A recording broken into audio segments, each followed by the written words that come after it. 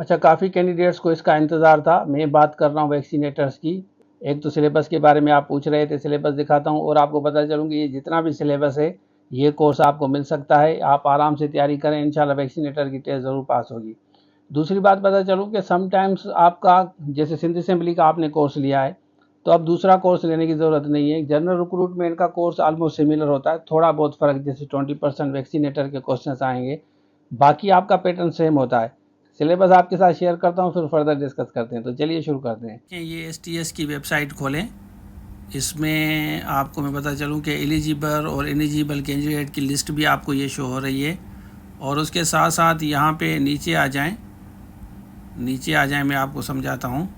यहाँ पे आप आ जाएं, ये लिखा हुआ है ना एक्सपेंडेड प्रोग्राम और EPI health department government of Sindh vaccinator test pattern, इस पर हम क्लिक करते हैं। उसके बाद यहाँ पे नीचे आ जाएं, ये देखें, ये आपको टेस्ट पैटर्न नज़र आएगा।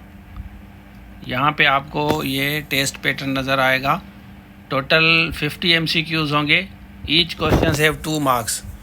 100 मार्क्स का होगा, 0.25 नेगेटिव मार्क्स भी होंगी आपकी। 60 मिनट्स का पेपर होगा।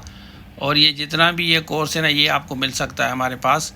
इसमें 20% आपका वैक्सीनेटर का है और इंग्लिश 20% है, GK है आपकी 30%, जनरल साइंस 15%, एनालिटिकल रीजनिंग 10%, इस्लामियात 5%। तो ये कोर्स हम आपको देंगे।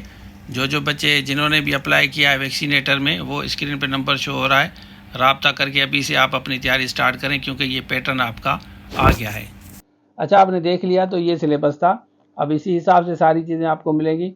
बाकी HM की अगर आप तैयारी कर रहे हैं, सिंध असेंबली की या किसी और एग्ज़ाम की, इंस्ट्रक्टर की, ट्रेंड ग्रेजुएट टीचर है या ECT की तैयारी कर रहे हैं, तो स्क्रीन पर नंबर शो हो रहा है, आप रजिस्ट्रेशन करा सकते हैं। एक दफ़ा बैठ के आप नोट्स बनाएं, उसके बाद टेस्ट दें, इंशाल्लाह बेहतर होगा। अब बताएं कि किस किस ने वैक्सीनेटर में अप्लाई किया है। तो ये था आज के लिए। Thank you so much. अल्लाह हाफिज़।